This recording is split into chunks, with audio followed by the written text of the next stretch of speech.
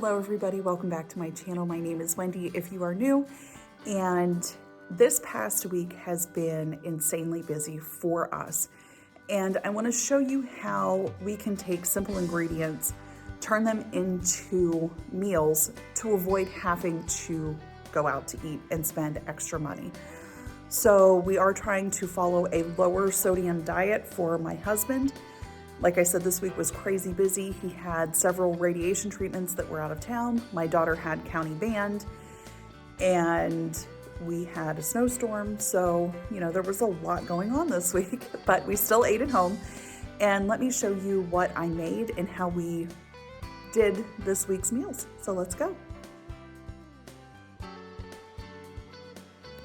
We started our breakfasts out this week by juicing. We bought ourselves a juicer to give ourselves more vitamins, minerals from the fruits and vegetables that we consume. So we started with a couple lemons, celery, and some green apple. And I think it is going to be something that's going to be an acquired taste, especially if you've never done it before, but I think it's something we can get used to. Along with that, we had eggs in the refrigerator that needed to be used and some vegetables going bad. So I scrambled up some eggs and tossed those vegetables in so we didn't waste them. Sprinkled it with just a little bit of Parmesan cheese and had that with some fresh fruit.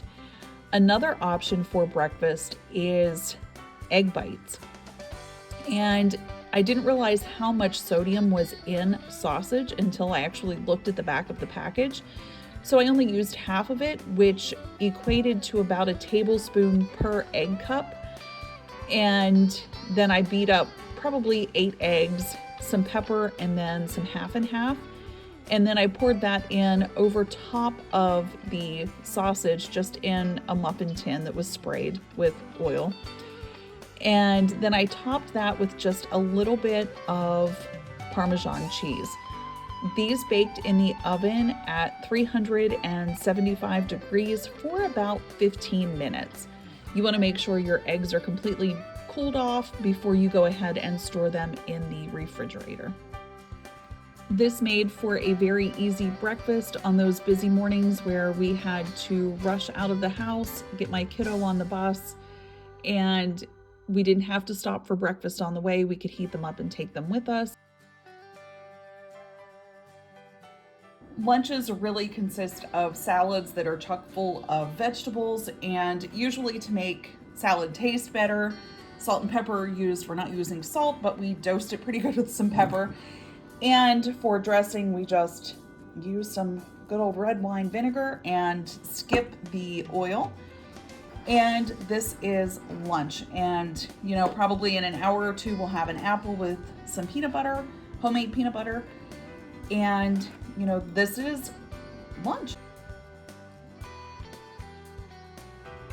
This boxed pasta contains 0 milligrams of sodium in it and is a good choice for a second option for our lunches. And what we plan on doing is making a pasta salad with this and using some of the fresh vegetables we have in the refrigerator, like I said, that needed to be used up. So along with this pasta, we're going to boil it and then run cold water over it until the pasta is cooled off, and then cut up all of our vegetables. I have peppers, tomatoes, and then I have cheese, along with some homemade Italian dressing.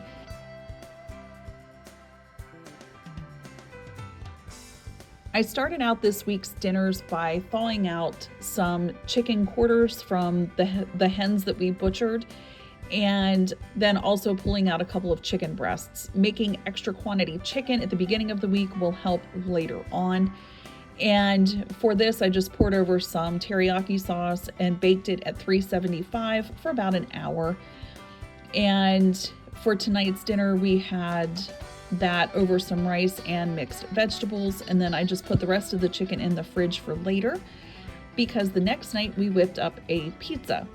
So I made some homemade dough and used some of our homemade barbecue sauce, put that as my base for the sauce for the pizza, put the shredded chicken on top, and then We like it with pineapple and then Parmesan cheese. This bakes at around 415 degrees for about 12 to 15 minutes or until the crust is finished cooking. We also served this with a side of some fresh fruit. I found our Amish store that's close to us had blackberries on sale for 88 cents a container. So we purchased several of those to have throughout the week. And that's what we had for tonight's dinner. Using the other half of the sausage earlier from the week, I incorporated that along with a pound of deer meat to make a crock pot chili. Chili is something that, if you make enough of it, it will last several days, and you can eat that as leftovers for lunch or serve it different ways for dinner so that it's not boring. So I used up some of the vegetables that we had in the fridge, along with some low sodium canned beans and some of my own homemade tomato juice without salt. Same with the tomatoes as well. And then just mixed everything in with some chili powder, cumin, and sugar. And then just let that cook all day. We served it just with some sour cream and cheese the first night, and then rice the second night, and then the third time we had it was over baked potatoes, which I really enjoy it that way.